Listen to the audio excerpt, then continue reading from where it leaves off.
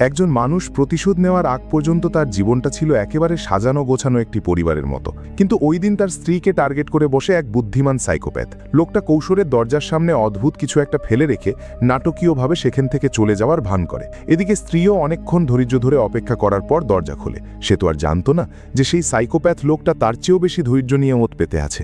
এই সাইকোপ্যাথের শখই ছিল বিবাহিত নারীদের টার্গেট করা। প্রথমে সে তাদের অচেতন করে, তারপর অমানবিক নির্যাতন চালায়। সবচেয়ে ভয়ের বিষয় হলো, সামনে দাঁড়িয়ে থাকা তাদের বাচ্চাটা ভয়ে চিৎকার করে কাঁদছিল আর বারবার বাবাকে ডাকছিল। স্ত্রীও তখন শুধু বাচ্চাটাকে বাঁচানোর জন্য তার সাথে আপোষ করতে রাজি ছিল। কিন্তু একজন সাইকোপ্যাথ কি আর কখনো ভালো কথা শোনে? সেই রাতে পুলিশ যখন খবর পায়, তখন লোকটা অফিস থেকে বাসায় ফিরে নিজের চোখের সামনে দেখে তার প্রিয় স্ত্রী আর সন্তানের নিথর দেহ। সেই মুহূর্তে তার পৃথিবীটা পুরো ভেঙে চুরমার হয়ে যায় এবং তার মনে একটাই জেদ চেপে বসে, যে করেই হোক এই খুনিকে খুঁজে বের করে শেষ করে দিতে হবে। এই গল্পের মূল নায়ক ইয়াকো। প্রিয়জনদের হারানোর পর সে একটা ছোট বইয়ের দোকান খুলে বসে। তবে এটি সাধারণ কোনো দোকান নয়, বরং এখানে যারা আসে তারা সবাই কোনো না কোনোভাবে ভিকটিম। সহজ কথায় ইয়াকো এখানে তাদের হয়ে প্রতিশোধ নেওয়ার দায়িত্ব নেয়। আর আজ তার দোকানে এসেছে এক বয়স্ক দম্পতি, যারা তাদের একমাত্র নাতনি কোয়ের হত্যার বিচার চাইতে নিজের সারা জীবনের জমানো সব টাকা তুলে দিতে রাজি। কোয়ের মা ছিল কিছুটা খামখেয়ালি স্বভাবের। ডিভোর্সের পর সে কোয়ের জন্য নিয়ে আসে এক সৎ বাবা, নাম তার আনমতো। শুরুতে সে নিজেকে খুব ভালো মানুষ হিসেবে উপস্থাপন করলেও তার আসল রূপটা ছিল বীভৎস। ছোট মেয়ে কো যখন পায়ে ব্যথা পেয়ে পড়ে যেত, তখন এই লোকটা তার দাদাবাদি কাউকেই কাছে ঘেঁষতে দিত না। এরপর থেকে যখনই দাদাবাদি কোকে দেখতে চাইত, মেয়ের মা নানা অজুহাতে তাদের আসতে বারণ করত। প্রায় 6 মাস পর হঠাৎ খবর আসে যে অপুষ্টিতে ভুগে কো মারা গেছে। শেষ বিদায় জানাতে গিয়ে দাদাবাদি দেখেন কোয়ের গায়ে অসংখ্য আঘাতের চিহ্ন, যা স্পষ্টতই পাশবিক নির্যাতনের প্রমাণ। পরে পুলিশি তদন্তে বেরিয়ে আসে যে আনমতো আসলে আস্ত এক নরপিশাচ। মেয়েটা একটু ভুল করলেই সে তাকে বরফ শীতল পানিতে পা ডুবিয়ে রাখতে বাধ্য করত আর বারবার সরি বলতে হতো। না মানলে সে তার মায়ের ওপর চড়াও হবার হুমকি দিত। যদিও এটা মেনে নেওয়া কঠিন, কিন্তু বাস্তব জীবনেও কিছু নারী থাকে যারা এভাবেই এসব পুরুষদের নিয়ন্ত্রণে বন্দী থাকে। মজার ব্যাপার হলো, জাপানের আদালত তাকে খুনের দায়ে অভিযুক্ত না করে শুধু দায়িত্বহীনতার জন্য কয়েক বছরের সাজা দেয়। 7 বছর পর জেলে ভালো আচরণের ভান করে সে বেরিয়ে আসে এবং এরপর একটা বই লিখে সেটার পাবলিসিটি শুরু করে, যে বইয়ের নাম সে দেয় আই লাভ ইউ। লাইভ ইন্টারভিউতে সে একদম ভদ্র সেজে ক্যামেরার সামনে 90 ডিগ্রি ঝুঁকে ক্ষমা চায়। সামনে থেকে তার চেহারা দেখে মনে হচ্ছিল সে যেন খুব কষ্ট পেয়েছে, কিন্তু পাশ থেকে দেখলে বোঝা যাচ্ছিল সে আসলে একটা শয়তানি হাসি হাসছে। সাংবাদিকরাও বুঝতে পারে লোকটা মারা যাওয়া মেয়েটাকে পুঁজি করে সস্তা প্রচারণার মাধ্যমে টাকা কামানোর ধান্দা করছে। কিন্তু আনমতো নিজেকে নির্দোষ দাবি করে বলে যে তার ছোটবেলায় বাবার হাতে নির্যাতিত হওয়ার কারণেই সে এমন হয়ে গিয়েছিল। তবে এখন সে পুরোপুরি বদলে গেছে। সাংবাদিকরা বিশ্বাস করুক বা না করুক, এই ইন্টারভিউ নিয়ে চারদিকে তুমুল হইচই শুরু হয়ে যায়। আর এই পাবলিসিটিকেই কাজে লাগিয়ে সে তার পরের বইয়ের প্ল্যান করে ফেলে। ইন্টারভিউয়ের ফাঁকে টয়লেটে যাওয়ার সময় এক চশমা পরা সাংবাদিক তাকে একা পেয়ে এক্সক্লুসিভ ইন্টারভিউয়ের প্রস্তাব দেয়। আনমতো একটু নাম কামানোর আশায় আর মেয়েটিকে সুন্দর ভেবে তার গাড়ির কাছে যায়, কিন্তু সেখানে যাওয়ার সাথে সাথেই তাকে লাথি মেরে ভ্যানে ঢুকিয়ে নেওয়া হয়। এটা কোনো ইন্টারভিউ ছিল না, পুরোপুরি একটা কিডন্যাপ। আনমতো পালানোর চেষ্টা করলে তার সঙ্গী কো তাকে জাপটে ধরে অজ্ঞান করে ফেলে। ভ্যান চলতে চলতে একবার জ্ঞান ফিরলেও কো তাকে আরেকটা লাথি দিয়ে থামিয়ে দেয়। জ্ঞান ফেরার পর আনমতোকে একটা অদ্ভুত ভঙ্গিতে বেঁধে রাখা হয়। এরপর ইয়াকো আর কোনো কথা না বলে হাতে একটা শক্ত রড নিয়ে সরাসরি তার মাথায় আঘাত করে। এসব আইনের দোহাই দেওয়া বদমাইশদের ইয়াকো একদম সহ্য করতে পারে না। লোহার রডটা ছিল খুব শক্ত, এক আঘাতেই লোকটার অবস্থা কাহিল হয়ে যায়। তবে এটা তো কেবল শুরু, সামনে তার জন্য আরও ভয়াবহ শাস্তি অপেক্ষা করছে। সে যেহেতু কোকে বরফ পানিতে শাস্তি দিত, তাই ইয়াকো সিদ্ধান্ত নেয় তাকে তার নিজের ওষুধই চড়াবে। তবে সাধারণ বরফ পানিতে কাজ হবে না, এর জন্য লাগবে লিকুইড নাইট্রোজেন। -200 ডিগ্রি তাপমাত্রায় যে কোনো কোষ মুহূর্তেই জমে পাথর হয়ে যায়। আনমতো তখন ভয়ে চিৎকার করে কাঁদছিল আর ক্ষমা চাইছিল। ইয়াকো অবশ্য কথা দিয়ে কথা রাখা লোক। সে বলেছিল কোয়ের আত্মার কাছে 1000 বার ক্ষমা চাইলে তাকে বাঁচিয়ে দেবে, কিন্তু সেটা ছিল একটা মিথ্যে আশ্বাস। এরপর সে পুরো ড্রাম ভর্তি নাইট্রোজেন তার উপর ঢেলে দেয়। সত্যি বলতে এমন মৃত্যু আগে কখনো দেখা যায়নি। আনমতোর কাহিনী খতম করার পর এবার পরিচয় করিয়ে দিই ইয়াকোর ডান হাত কোয়ের সাথে। নাম শুনেই বোঝা যাচ্ছে ছেলেটা কতটা সাহসী। কো একসময় প্রফেশনাল বক্সার ছিল। রাস্তায় গুন্ডারা মারামারি দেখলে সে স্থির না হতে পেরে তাদের থামাতে যেত। 2-3 ঘুষিতেই সে সবাইকে ঘায়েল করে ফেলত। অন্যরাও যখন তার শক্তির প্রশংসা করতে আসত, সে শুধু মারামারি করতে পছন্দ করত। পরের দিন সকালে তার মা খবর পেয়ে তাকে বকাঝগড়া শুরু করে, কিন্তু আসলে সব মায়ের মতোই তার মনটা ছিল অনেক নরম। কো এরপর আন্ডারগ্রাউন্ড বক্সিং রিংয়ে লড়াই শুরু করে। সেখানে নিয়ম হলো কোনো নিয়ম নেই, মানে কাউকে মেরে ফেললেও দায়ভার নিতে হয় না। লড়াইয়ে হেরে কো যখন হাসপাতালে ভর্তি হয়, তার মা সব টাকা তুলে নিয়ে আসে ছেলের চিকিৎসার জন্য, কিন্তু ফেরার পথে একদল বাইকার এসে তার মাকে আক্রমণ করে বসে এবং সেই ঘটনাতেই কোয়ের মায়ের মৃত্যু হয়। খুনিকে মাত্র 9 বছরের সাজা দেওয়া হলো। এই রায় শোনার পর কো পুরোপুরি ভেঙে পড়ে। সে বুঝতে পারে আইনের কাছে বিচার না পেলে তাকে নিজ হাতেই বিচার করতে হবে। এভাবেই কো আর ইয়াকো একে অপরের সঙ্গী হয়ে ওঠে। যদিও কো অন্যায়ের বিরুদ্ধে, তবুও সরাসরি কাউকে খুন করার মতো কঠিন সাহস তার ছিল না। একবার সে একা একা এক সাইকোপ্যাথকে মেরে ধোলাই করে এবং তাকে দড়ি দিয়ে বেঁধে ঝুলিয়ে রাখে। পরিকল্পনা ছিল পানির মধ্যে তাকে ডুবিয়ে মারবে, কিন্তু বারবার সে শেষ মুহূর্তে গিয়ে পিছুটান অনুভব করত আর পানি থেকে তুলে আনত। ঠিক সেই সময় ইয়াকোর আগমন ঘটে। খুনি যখন পানির মধ্যে ছটফট করছিল, তখন ইয়াকো এসে নিশ্চিত করে তার মৃত্যু। এরপর থেকে তাদের মধ্যে একটা অলিখিত নিয়ম হয়ে যায়, মারামারি আর মারপিটের কাজটা কো করবে আর যমদূতের মতো শেষ কাজটা করবে ইয়াকো। সেদিন দোকানে বরাবরের মতোই ইয়াকো কাউন্টারে বসে বই পড়ছিল। এমন সময় দরজার ওপাশ থেকে এক আগন্তুক ভেতরে এসে শেলফ থেকে সেই বিচারের ফাইলটা তুলে নিল। দুই ভাই মিলে লোকটিকে ভেতরে বসিয়ে তার করুণ কাহিনী শুনতে শুরু করলো। মেয়েটির নাম সানজি, গান গাইতে ভালোবাসত আর বড় হয়ে গায়িকা হওয়ার স্বপ্ন দেখত। দিনের বেলা সে লাইভ স্ট্রিমিংয়ে গান গেয়ে ভক্ত জোগাড় করত আর রাতে কাজ করত থিম বারে। পরনে স্বচ্ছ লেসের স্লিভলেস ড্রেস আর ছোট চুলে দারুণ মিষ্টি লাগত তাকে। সত্যি বলতে কি, আমি নিজেও তার বড় ভক্ত ছিলাম। তবে সানজিকে শুধু আমি একা পছন্দ করতাম না, কামেদা নামের এক বিকৃত রুচির লোকও তাকে পছন্দ করত। এই লোক লাইভ স্ট্রিমিংয়ে গিফট পাঠিয়ে দাপট দেখাতো, আবার বাস্তবে দোকানে গিয়ে কার্ড দিয়ে নিজেকে মিউজিক প্রডিউসার পরিচয় দিয়ে বলতো সে সানজিকে বড় তারকা বানিয়ে দেবে। সানজি কথাটা তার বান্ধবী কুঞ্জিকে বলেছিল। সানজির এই বান্ধবীকেও আমার বেশ পছন্দ। তবে আসল কথা হলো, কুঞ্জি অনেক বেশি অভিজ্ঞ। সে জানতো এন্টারটেনমেন্ট জগতের পুরুষরা সবাই নিচে চিন্তা করা এক ধরনের প্রাণী, তাই সরলমনা সানজি যে বিপদে পড়বে তা সে আগেই বুঝতে পেরেছিল। জন্মদিনের আগের দিন সানজির মা টোকিওতে মেয়ের ছোট ফ্ল্যাটে দেখা করতে এলো। মাকে পার্ল কানের দুল উপহার হিসেবে পেয়ে সানজি খুব খুশি হয়েছিল। সে এমনকি লাইভ স্ট্রিমিংয়েও সবাইকে সেই কানের দুল দেখালো আর বলল যে সে নতুন গান রেকর্ড করতে যাচ্ছে। বোঝাই যাচ্ছিল সে কামেদার কথাগুলোকে পুরো বিশ্বাস করে ফেলেছে। টোপ যখন গিলেই ফেলেছে, কামেদা আর সানজিকে ছাড়ার পাত্র না। সে আবার থিমবারে এসে গায়ে হাত দেওয়ার চেষ্টা শুরু করলো। এদিকে সানজি কোনো কিছু না ভেবেই কুঞ্জির সন্দেহ করার কথাগুলো কামেদাকে বলে দিল। কামেদা বুঝল সানজিকে বাগে আনতে হলে আগে কুঞ্জিকে সরাতে হবে। সে এক পুরনো ধাঁচিল মিথ্যা কথা বানিয়ে বলল যে কুঞ্জিও নাকি গায়িকা হতে চায় আর তাকেও নাকি ভুলভাল প্রলোভন দেখাচ্ছে। বন্ধুত্বের সম্পর্কটা এভাবেই মুহূর্তেই ভেঙে গেল। আর ঠিক এই সুযোগেই কামেদা তার আসল খেলা শুরু করলো। সে নিজের গাড়ি নিয়ে সানজির পিছু নিতে শুরু করলো, যা দেখে মেয়েটা ভয়ে কাটা হয়ে গেল। কামেদা খুব নোংরা চোখে তাকিয়ে সানজিকে হুমকি দিল। 10 লাখের মতো সস্তা গাড়ি নিয়ে বড়লোকের ভান করা এই মুখটাকে দেখে সানজি একটু সতর্ক হয়ে গেল। নিজের প্রভাব খাটাতে ব্যর্থ হয়ে কামেদা তার আসল রূপ দেখালো। সে সানজির বাসার ঠিকানা আর ফ্ল্যাট নাম্বার বলে তাকে হুমকি দিতে শুরু করলো। সানজি সব কথা কুঞ্জিকে বলল। মেজাজি কুঞ্জি দ্রুত পুলিশে রিপোর্ট করল, কিন্তু সমস্যা হলো কামেদার ওই হুমকিগুলো আইনত কোনো অপরাধের আওতায় পড়ে না। তাই পুলিশ শুধু সানজিকে সতর্ক থাকতে বলে খালাস পেল। দুর্ভাগ্যবশত এই মেয়েরা বুঝতে পারেনি কামেদা কতটা নিচে নামতে পারে। অনেকক্ষণ ওত পেতে থেকে দরজা খোলার সাথে সাথে কামেদা ঝাঁপিয়ে পড়ল। সানজি একটু বাধা দেওয়ার চেষ্টা করতেই কামেদা এক ঘুষিতে তাকে রক্তাক্ত করে ফেলল। সবচেয়ে রহস্যজনক ব্যাপার হলো, এরপর থেকে সানজি যেন কামেদার সব আবদার মেনে নিতে শুরু করলো, কারণ কামেদা সেই মুহূর্তগুলোর ভিডিও করে রেখেছিল আর সানজিকে ব্ল্যাকমেল করে দাসে পরিণত করেছিল। এক রাতে হোটেল রুমে সহ্য করতে না পেরে সানজি যখন কামেদা গোসলে গিয়েছিল, তখন ওড়না দিয়ে গলায় ফাঁস লাগিয়ে আত্মহনন করে। সানজির মা মেয়ের বিচার চাইতে গিয়ে একদম হতাশ হয়ে ফিরলেন, কারণ কামেদার ওপর মহলে হাত আছে। তাই পুলিশ এটাকে প্রেমিক প্রেমিকার ঝগড়া আর দুর্ঘটনা বলে চালিয়ে দিল। লোকটাকে জেলও খাটতে হলো না। সানজির মায়ের কান্না শুনে ইয়াকো আর কোহো সিদ্ধান্ত নিল এবার আইন নিজের হাতে তুলে নিতেই হবে। তারা এক ইজাকায়া বারে গেল। সেখানে কামেদা তার বন্ধুদের সাথে বড় বড় কথা বলে গলা ফাটাচ্ছিল। সে আস্ফালন করছিল যে কোনো মেয়েকে সে হাতের মুঠোয় আনতে পারে, এমনকি সোশ্যাল মিডিয়া দেখে তাদের বাসার ঠিকানা পর্যন্ত বের করে ফেলে। তাই স্ক্রিনে থাকা আপুরা ছবি আপলোড করার সময় সাবধান হন। তার বন্ধুরা যখন তার প্রশংসা করছিল, তখন সে আরও বেশি মাথা খারাপের মতো নিজের গুণগান গাইছিল। এমনকি সানজিকে যে সে তিলে তিলে মেরেছে আর তার মৃত্যুর দৃশ্য ভিডিও করেছে, তাও সে নির্লজ্জের মতো বলে বেড়াচ্ছিল। এই ধরনের মানুষকে জানোয়ার বললেও তাদের অপমান করা হয়। বার থেকে বের হওয়ার সাথে সাথে কামেদা নতুন শিকারের খোঁজ করছিল, কিন্তু ইয়াকো আর তাকে সুযোগ দিল না। সরাসরি গাড়ির ধাক্কায় 40 মিটার দূরে উড়িয়ে দিল। কামেদা ওঠার চেষ্টা করতেই কোহো গিয়ে এক লাথি দিল, কিন্তু এভাবে মেরে ফেললে কি আর শাস্তি হবে?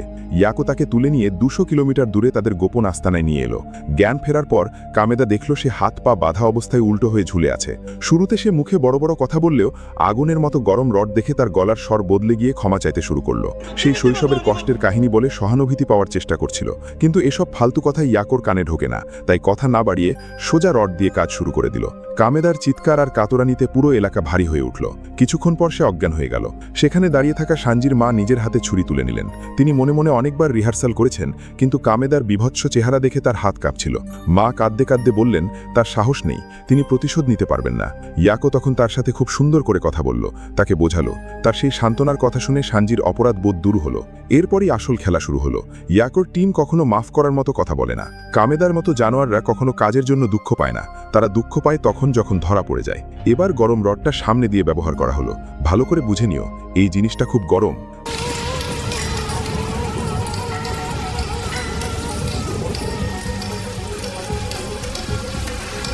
গ্রামের মাঠে কিছু শিশু ফুটবল খেলতে গিয়ে আবর্জনার স্তূপ দেখল।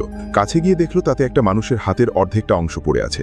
অনেকেই বলতে পারেন এভাবে প্রকাশ্য দিবালোকে খুন করলে পুলিশের ভয় নেই। দেখুন, যা ভয় ছিল তাই হলো, পুলিশ চলে এসেছে। আসলে ইয়াকোর চাচা একজন পুলিশ অফিসার, সব জঞ্জাল পরিষ্কার করার দায়িত্ব তার উপরই থাকে। তবে চাচা এবার আর কাউকে ধরতে আসেনি, বরং তাদের আরেকটা কাজের জন্য সাহায্য করতে এসেছে। আরেকটা প্রতিশোধ নিতে হবে। এই মেয়েটি ন্যানাকো ভিডিও গেম খেলার নেশায় বুঁদ হয়ে থাকত। এক সপ্তাহ আগে সে তার রুমে ভিডিও গেম খেলছিল। দিদি তাকে বারবার খেতে ডাকছিল। অনেকদিন হলো তাদের পরিবারে শান্তি ছিল না। ন্যানাকো সেটা পাত্তা না দিয়ে গেমের নেশায় মগ্ন ছিল, কিন্তু সে তো আর জানত না তার দিদি যখন দরজাটা লাগিয়ে চলে যাচ্ছে সেটাই হতে যাচ্ছে শেষ দেখা। দরজার বেল বাজার সাথে সাথে দিদি কুরিয়ার মনে করে দরজা খুলল, আর সাথে সাথে সামনে এক কালো পোশাকধারী লোক। বাবা মা যখন দেখলেন দিদি গলা চেপে রক্ত ঝরানো অবস্থায় ঘরে ঢুকলো, তার পেছনেই সেই কালো লোকটা। সে কোনো কথা না বলে সরাসরি আক্রমণ শুরু করলো। প্রথমে ডাইনিং টেবিলেই বাবাকে শেষ করে দিল। মায়ের হুঁশ ফেরার আগেই পালানোর আর কোনো সুযোগ ছিল না। কান্নার আওয়াজ শুনেই ন্যানাকো বুঝতে পারে বাড়িতে বড় কোনো বিপদ ঘটেছে। এখন নিচে যাওয়া মানেই নিশ্চিত মৃত্যু, তাই সে কোনো উপায় না দেখে খাটের নিচে লুকিয়ে পড়ে। কালো পোশাক পরা লোকটা দোতলায় উঠে ওর ঘরে এসে কিছুক্ষণ ঘোরাঘুরি করলো। এমনকি ন্যানাকোর হেডফোনটা হাতে নিয়ে বেশ কয়েক সেকেন্ড ধরে শুঁকতে লাগলো। এই জাপানি সাইকোপ্যাথগুলো যে কি পরিমাণ আজব তা আর বলার অপেক্ষা রাখে না। এরপর লোকটা ন্যানাকো আর তার দিদির একটা ছবি হাতে নিয়ে খাটের ধারে বসলো, আর যা করলো তা দেখে আপনার মাথা ঘুরে যাবে। লোকটা নিজের প্যান্ট খুলে সেখানে এমন কিছু একটা করে বসলো যা ভাষায় প্রকাশ করাও কঠিন। সত্যি বলতে এই পর্যায়ে আমি আর কি বলবো, লোকটা শুধু বিকৃত না, সে একেবারে জঘন্যতম সাইকোপ্যাথ। ন্যানাকোর অবস্থা দেখে ইয়াকোর খুব মায়া হলেও সে শুরুতে এই কেসটা নিতে চায়নি, কারণ পুলিশ বা তাদের কারো কাছেই লোকটার কোনো পরিচয় নেই, আর যার কোনো খোঁজ নেই তার বিরুদ্ধে প্রতিশোধ নেওয়া প্রায় অসম্ভব। সবকিছু হারিয়ে ন্যানাকো এতটাই বিপর্যস্ত যে সে আর নিজের বাসায় ফিরতে রাজি হলো না। উল্টো সিগাল বুক স্টোরেই পড়ে রইল আর দোকানদারের সহকারে হিসাবে কাজ শুরু করলো। একদিন ইয়াকো বাইরে গেলে কো দোকানের সামনে বসে অলস সময় কাটাচ্ছিল। ঠিক তখনই দুজন সুন্দর হাই স্কুলের ছাত্রী সেখানে এলো। ছোট স্কার্ট পরা মেয়েটার নাম লিরিকা আর বড় স্কার্ট পরা মেয়েটার নাম শাও। তারা দুজন স্কুলের সবচেয়ে ভালো বন্ধু। লিরিকা খেয়াল করল শাও ইদানিং খুব বিষণ্ণ, ঠিকমতো ঘুমাতেও পারছে না। ক্লাসের বিরতিতে শাও ছাদে গিয়ে লুকিয়ে লুকিয়ে কাঁদত। লিরিকা বারবার জিজ্ঞাসা করার পর শাও সত্যিটা খুলে বলল, ওর বাবা মা সম্প্রতি একটা ধর্মীয় গোষ্ঠীতে যোগ দিয়েছে, আর ওই ভণ্ড ধর্মগুরু দাবি করেছে তাদের দাদার শরীরে নাকি কোনো এক শিয়াল আত্মা ভর করেছে, যেটা দূর করতে ড্রাগন দেবতার সাহায্য নেওয়া প্রয়োজন। লিরিকা বিষয়টাকে একদম স্বাভাবিক মনে করল না। স্কুল শেষে সে শাওকে টেনে হিচড়ে সিগাল বুক স্টোরে নিয়ে এলো। এর আগে একবার লিরিকা যখন কোনো বখাটের কবলে পড়েছিল তখন দোকানদার কো তাকে বাঁচিয়েছিল, তাই সে জানত কো ভালো মানুষ এবং সে নিশ্চয়ই শাওকে সাহায্য করতে পারবে। লিরিকা বাইরে থেকে যেমন সাজগোজি করুক না কেন, ভেতর থেকে সে সত্যি খুব ভালো মনের একটা মেয়ে। ম্যান, ওকে আমার সত্যি খুব ভালো লাগে। শাও সবেমাত্র তার সমস্যার কথা বলা শুরু করবে, এমন সময় এক ভয়ঙ্কর চেহারার টাক মাথা লোক ভেতরে ঢুকে নিজেকে শাওয়ের চাচা বলে পরিচয় দিল আর তাকে জোর করে নিয়ে যাওয়ার চেষ্টা করলো। এত সুন্দর মেয়ের এমন কুৎসিত চাচা হয় নাকি? এতেই বোঝা যাচ্ছিল ডাল মে কুচ কালা হে। শাওয়ের প্রতিক্রিয়াও ছিল খুবই অস্বাভাবিক। ঠিকই ধরেছেন, পরিবারের সদস্যদের হারানোর পর বুক স্টোরে আশ্রয় নেওয়া ন্যানাকো তখন বুঝতে পারল শাওয়ের পুরো পরিবার একটা কাল্ট বা স্যাটানিক কাল্ট দ্বারা নিয়ন্ত্রিত। এই ধরনের গোষ্ঠীগুলো সাধারণত মানুষকে মানসিকভাবে ব্রেইন ওয়াশ করে আর পরে শারীরিকভাবে কবজা করে ফেলে। তারা ঠিকই ধরেছিল, শাওয়ের বাসায় একটা বিশাল লোহার খাঁচা রাখা ছিল আর ওর মাকে ঠিক পশুর মতো সেখানে আটকে রাখা হয়েছে। নাক দিয়ে তখনও রক্ত ঝরছে, কিন্তু মায়ের কোনো প্রতিবাদ না করে বরং ওই ধর্মগুরুকে ধন্যবাদ জানাচ্ছিল। শাওয়ের দাদা বয়সে বৃদ্ধ হলেও বুদ্ধিতে কম ছিলেন না। একবার সুযোগ বুঝে জীবন বাজি রেখে তিনি পার্শ্ববর্তী থানায় গিয়ে অভিযোগ জানিয়েছিলেন, কিন্তু পুলিশ উল্টো তাকে বাড়িতে পৌঁছে দিয়ে এলো। আসলে ঘটনা কি ঘটছে জানার পর শাওয়ের মা ভয়ে ধর্মগুরু কোনো শাস্তি দেয় কিনা তাই মিথ্যা করে বললেন যে দাদা নাকি আলঝেইমার রোগে আক্রান্ত। দাদা তখন শাওয়ের মাকে টেনে ধরে নিজের শরীরের কালশিটে দাগগুলো দেখালেন, কিন্তু পুলিশকে তার দিকে অতটা গুরুত্ব দিতে দেখা গেল না। ধর্মগুরু সাথে সাথে আরেকটি মিথ্যা কাহিনী সাজালো যে শাও বয়সের কারণে অবাধ্য হয়েছে আর মা মেয়ের ঝগড়াতেই এমনটা হয়েছে। শাও ভয়ে কোনো প্রতিবাদ না করে মাথা নিচু করে রইল। এদিকে ওর বাবা উল্টো দাদাকে টেনে হিঁচড়ে ঘরে নিয়ে গেল। আপনি ভাবছেন পুলিশ কেন এমন করছে, কিন্তু জাপানে এই ধরনের কাল্টের প্রভাব এতই বেশি যে এগুলোকে মোটেও অস্বাভাবিক মনে হয় না। ধর্মগুরু বলল এবার সে দাদার আত্মাকে শুদ্ধ করবে। সেই রাতে ঘরের মেঝেতে বড় একটা গর্ত খুঁড়ে দাদাকে জ্যান্ত পুঁতে ফেলা হলো। মুখ খোলা দাদাকে সরানোর পর ধর্মগুরু এবার শাওয়ের পরিবারকে আরও বোকা বানাতে শুরু করলো। বলল তাদের পরিবারের শিয়াল আত্মার অভিশাপ লেগেছে আর এর থেকে মুক্তি পেতে প্রচুর টাকা খরচ করে ড্রাগন দেবতাকে মরতে আনতে হবে। শাও যেহেতু বাইরের কাউকে গোপন কথা জানিয়ে দিয়েছে তাই তার কপালেও জুটল কঠিন শাস্তি। কথা শেষ হতে না হতেই বাইরে লিরিকার ডাক শোনা গেল, কিন্তু টাকমাথা লোকটা বলে দিল শাও কেনাকাটা করতে গেছে যাতে লিরিকা চলে যায়। কিন্তু লিরিকাও না ছোড়বান্ধা। সে জোর পরে ভেতরে ঢুকে মেঝেতে বসে পড়ল এবং বলল সে শাওয়ের জন্য অপেক্ষা করবে। আসলে সে কৌশলে টাকমাথা লোকটার কাছে গিয়ে দরজার আড়ালে একটা অডিও রেকর্ডার লাগিয়ে দিয়েছিল। যদিও অডিওতে সব শব্দ শোনা গেলেও ভয়ঙ্কর দৃশ্যগুলো দেখা যাচ্ছিল না। তখন শাওয়ের বাসায় ধর্মগুরু শুদ্ধি অনুষ্ঠান চালাচ্ছিল। শাওকে খাঁচায় বন্দি করে 2 হাতে ক্লিপ লাগিয়ে কারেন্ট দেওয়া হচ্ছিল। বিদ্যুৎ প্রবাহের সাথে সাথে মেয়েটা যন্ত্রণায় ছটফট করছিল। ইয়ংজিনের আবিষ্কার করা এই ইলেকট্রিক টর্চার পরের দিন ভোর পর্যন্ত চলল। যখন দেখল শাও কোনোভাবেই নতি স্বীকার করছে না, তখন ধর্মগুরু শাওয়ের বাবার কানে কানে কিছু ফিসফিস করে বলল। পুরোপুরি বশ হয়ে যাওয়া বাবা তখন নিজেকে বিশাল অপরাধী ভাবতে শুরু করল। মনে করল পরকীয়ার কারণে তার এই শাস্তি, আর একমাত্র মৃত্যুতেই পুরো পরিবার শান্তি পাবে। ইতিমধ্যে লিরিকাও শাওকে বাঁচানোর আশা ছাড়েনি। এই বোকা মেয়েটা ডাস্টবিনের ওপর চড়ে দেওয়াল টপকে ভেতরে যাওয়ার চেষ্টা করছিল। ন্যানাকো সময় মতো দেখতে পেয়ে তাকে ধরে ফেলায় বড় কোনো দুর্ঘটনা ঘটল না। লিরিকা তার বান্ধবীর জন্য এতটাই চিন্তিত ছিল কারণ তাদের গ্র্যাজুয়েশনের আগে একটা কনসার্টে একসাথে গান গাওয়ার কথা ছিল। বলতে বলতে লিরিকা ন্যানাকোর কোলে মাথা রেখে ঘুমিয়ে পড়ল। ন্যানাকো তাকে দ্রুত বাসায় গিয়ে বিশ্রাম নিতে বলল, কারণ পেশাদার কাজ পেশাদারদের হাতেই মানায়। লিরিকা চলে যাওয়ার পর ন্যানাকো রেকর্ডারে এক ভয়াবহ বার্তা শুনল। ধর্মগুরু টাকমাথা লোকটাকে নির্দেশ দিচ্ছে আজ রাতেই যেন শাওয়ের আত্মহত্যার আনুষ্ঠানিকতা সম্পন্ন করে শাওকে এই দুনিয়া থেকে বিদায় করা হয়। এদিকে শাওয়ের বাবা দাদাকে শেষ করার মতো একই পরিণতি করতে উদ্যত হল। ন্যানাকো বিষয়টা বুঝে দেরি না করে সিগাল বুকস্টোরে সাহায্য চাইতে গেল, কিন্তু কো তখন সেখানে নেই। তাই ইয়াকোকে বাধ্য হয়েই মাঠে নামতে হলো। ইয়াকো একাই শাওয়ের বাড়িতে পৌঁছল। বাড়িটা দেখে বোঝা যাচ্ছিল অনেক প্রাচীন আর দামি। বাড়ির বাইরে বের হওয়ার সময় শাওয়ের সাথে ছিল সেই ধর্মগুরু আর তার ডান হাত। আরে ভাই, নিজেকে খুব বড় যোদ্ধা দাবি করো, অথচ এত সহজে ঘায়েল হয়ে গেলে। ন্যানাকো তখন হন্তদন্ত হয়ে কোকে ফোন করল, কিন্তু কো পার্কে ব্যায়াম করছিল বলে ফোনের রিং শুনতে পেল না। কয়েক ঘন্টা পর যখন সন্ধ্যা ঘনিয়ে এলো তখন কোয়ের ফোনে হাজার হাজার মিসড কল। আপনারা ভাবছেন ইয়াকো অনেক দুর্বল, কিন্তু আসলে ইয়াকো নিজেই এই গেমের ফাঁদে পা দিয়েছিল। সে ইচ্ছে করেই খাঁচায় বন্দী হওয়ার সুযোগ নিল। সে ঘুমের ভান করে ধর্মগুরুকে বোকা বানালো যাতে শাওয়ের সাথে কিছু সময় একা পাওয়া যায়। ইয়াকোর প্রতিশোধ নেওয়ার নিয়মই হলো যতক্ষণ না ভুক্তভোগী নিজে মুখে বলবে আমি ওকে মারতে চাই, ততক্ষণ সে হাত দেয় না। চারপাশ খালি হতেই ইয়াকো হাত পিছমোড়া করে জিপটাই খুলে ফেলল আর আন্ডারওয়্যারে লুকিয়ে রাখা লোহার তার দিয়ে খাঁচার লক খুলে ফেলল। এদিকে ধর্মগুরুর দলের বাকিরা গর্ত খুঁড়তে ব্যস্ত, কারণ পুরো পরিবারকে একসাথে পুঁততে হবে। আর ধর্মগুরু তখন শাওয়ের বাবার আত্মহত্যার অনুষ্ঠানে ব্যস্ত। কথা শেষ হতেই শাওয়ের বাবা টুল থেকে লাফ দিল আর শাও জিজেই সেই টুলটা সরিয়ে দিল। এমন অদ্ভুত আচরণ শুনতে ভয়ঙ্কর হলেও এতটা মূর্খ মানুষের জন্য আসলেই শোক করার কিছু নেই। ইয়াকোর হঠাৎ উপস্থিতি স্যাটানিক কাল্টক্যালের সব পরিকল্পনা মাটি করে দিল। এরপরই কো এসে হাজির হলো আর 2 ঘুষিতেই বাকিদের ঘায়েল করে দিল। শেষে ন্যানাকো অডিও রেকর্ডার চালিয়ে সব ফাঁস করে দিলে তাদের ব্রেন ওয়াশ আর ধাপ্পাবাজি সবাই বুঝতে পারল। শাওয়ের মা তখনও বিশ্বাস করছিল ধর্মগুরুর অলৌকিক ক্ষমতা আছে, কিন্তু আসলে এই ভণ্ডরা আগে থেকেই লোকজনের উপর সার্ভে করে সোশ্যাল মিডিয়া থেকে তথ্য সংগ্রহ করে। কিছু ছোটখাটো বিষয় যা সাধারণ মানুষ ভুলে যায়, এই ধুরন্ধর প্রতারকরা সেগুলো মনে রাখে আর নিজেকে সর্বজ্ঞানী হিসেবে দাবি করে। এটা অনেকটা রাস্তাঘাটে গণক বা জাদুকরের মতো। সত্য বুঝতে পেরে শাওয়ের পুরো পরিবার ইয়াকোর পায়ে পড়ে প্রতিশোধের মিনতি করল। কি দারুণ কাকতলবর্ষ! আবহাওয়া পূর্বাভাসে আজ বজ্রপাতের কথা বলা হয়েছে, তাহলে ড্রাগন দেবতাকেই আজকে প্রতিশোধ নেওয়ার দায়িত্ব দেওয়া যাক। ইয়াকো কাল্ট দলের 3 সদস্যকে একটা পরিত্যক্ত নির্মাণাধীন জায়গায় নিয়ে গেল, হাত পা বেঁধে ক্রেনের সাথে ঝুলিয়ে দিল।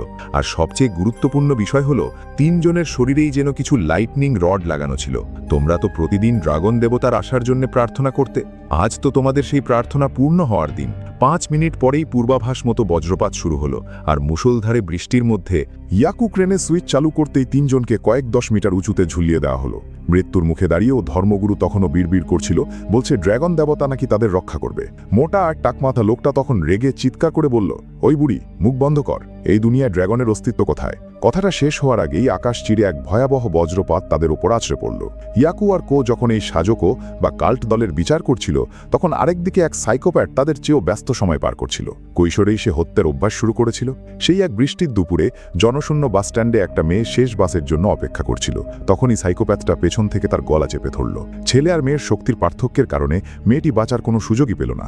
মেয়েটি যখন ছটফট করে নিথর হয়ে গেল, তখন সে তুলি নিয়ে তার শরীরের ওপর ছবি আঁকতে শুরু করল। সেই মুহূর্তেই ছেলেটি কাঁচের ওপরের প্রতিচ্ছবির মতোই নিজের আসল রূপ খুঁজে পেল।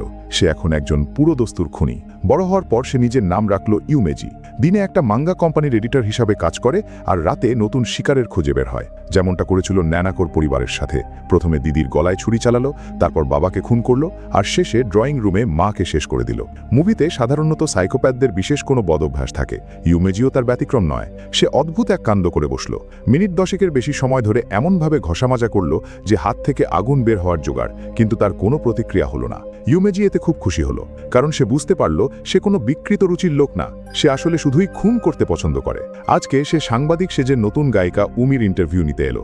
উমির ভিলাটা বেশ বড় আর সাউন্ড প্রুফ করা, যাতে গান বা বাজনার আওয়াজ বাইরে না যায়। ইউমেজির এই ডিজাইনটা খুব পছন্দ হলো, কারণ উমিকে আটকে রেখে নির্যাতন করতে তার আর কোনো ভয় রইল না। সে ওয়াইনের মধ্যে নেশাজাতীয় ওষুধ মিশিয়ে দিয়েছিল। জ্ঞান ফেরার পর উমি দেখল সে পুরো শরীরের সাথে টেপ দিয়ে বাঁধা। বুঝাই যাচ্ছিল আজ তার শেষ দিন। উমি রাগে গর্জন উঠে বলল, যদি পুরুষ মানুষ হস তাহলে এক আঘাতেই মেরে ফেল। ইউমেজি তখন ছুরি রেখে দিয়ে মোবাইলের রেকর্ডার অন করলো আর পেন্সিল স্কেচ আঁকতে শুরু করলো। সে বলল, খুন করা আমার কাছে ডেটা সংগ্রহের মতো, আমি মানুষের আসল আবেগ আর প্রতিক্রিয়াগুলো ধরতে চাই। এই বলে সে ছুরিটা উমির বুকের দিকে তাক করল। উমি ভয়ে কাঁদতে শুরু করলো। আসলে সাইকোপ্যাথদের এই নাটকগুলো দেখার মতো। মাঙ্গা বা মুভিতে আমি সবসময় ভাবতাম এরা কেন এমন করে। আসলে ইউমেজির আদর্শ হলো বিখ্যাত মাঙ্গা আর্টিস্ট অ্যাবেনো রিকু।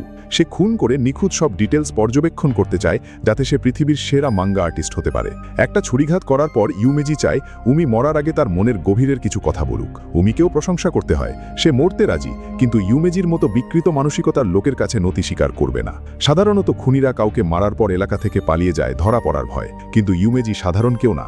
সে মরদেহের পরিবর্তনের দৃশ্য পর্যবেক্ষণ করতে লাগলো, যতক্ষণ না সে তার মনের মতো একটা ছবি আঁকতে পারে। ঠিক তখনই দরজায় বেল বেজে উঠল। উমির ছোট ভাই আউয়েই আর তার 2 বন্ধু এসেছে। এমন সময় আসাটা তাদের জন্য চরম দুর্ভাগ্য ছিল। ইউমেজি চুপ থাকার পরিকল্পনা করেছিল, ভেবেছিল কেউ নেই বাড়িতে, কিন্তু আউয়েই পকেট থেকে চাবি বের করল। বিপদ বুঝে সে নিচে গিয়ে দরজা খুলে বলল, উমি মদ কিনতে বাইরে গেছে, ঘর একটু অগোছালো, তাই তাকে গোছাতে একটু সময় দিতে হবে।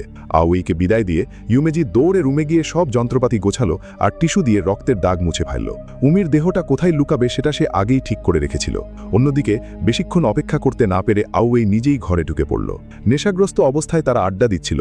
বিশেষ করে আউয়েই সরাসরি গিয়ে বসল সেই বক্সটার উপর, যেখানে ভেতরে তার দিদির মরদেহ লুকিয়েছিল, কিন্তু সে বুঝতেই পারল না ভেতরে কি আছে।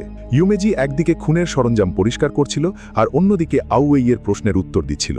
সে যে ছুরি দিয়ে খুন করেছে তা দিয়েই শান্তভাবে গরুর মাংস কাটছিল, আর মনে মনে পরিকল্পনা করছিল কিভাবে এই 3 জনকে একসাথে শেষ করা যায়। ওষুধ দেওয়াটাই সবচেয়ে নিরাপদ। ইউমেজি বাকি ওষুধটুকু রেড ওয়াইনের সাথে মিশিয়ে তাদের টেবিলে দিল। নেশাখোররা কিছু না বুঝে ঢকঢক করে খেয়ে ফেলল। কয়েক মিনিট পরেই একজন টেবিলের ওপর ঝিমিয়ে পড়ল, আর একজন 2 পা ফেলে মেঝেতে আছড়ে পড়ল। ওষুধের পাওয়ার দারুণ ছিল। বক্স থেকে রক্ত চুইয়ে পড়তে দেখেও তারা কিছুই করতে পারল না। কিন্তু ব্যতিক্রম ছিল আউয়েই। সে নিয়মিত নেশা করায় তার শরীরের রোগ প্রতিরোধ ক্ষমতা অনেক বেশি। ইউমেজি মনে মনে হাসছিল, যদি জানতাম ওর নেশার অভ্যাস এত বেশি, তাহলে পুরো 1 কেজি ওষুধই মিশিয়ে দিতাম। ইতিমধ্যে আউয়েই উমির ফোনটা কল করল। বক্সের ভেতর থেকে চেনা রিংটোন ভেসে উঠল। বক্স খুলতেই সামনে ভেসে উঠল উমির নিথর দেহ। কিছুক্ষণের মধ্যেই ওষুধের প্রভাব আউয়েই এর ওপরও কাজ করল, আর সে মেঝেতে লুটিয়ে পড়ল। কিন্তু ঝামেলা হলো, প্রথম যে ঘুমিয়েছিল সে হঠাৎ জেগে উঠল।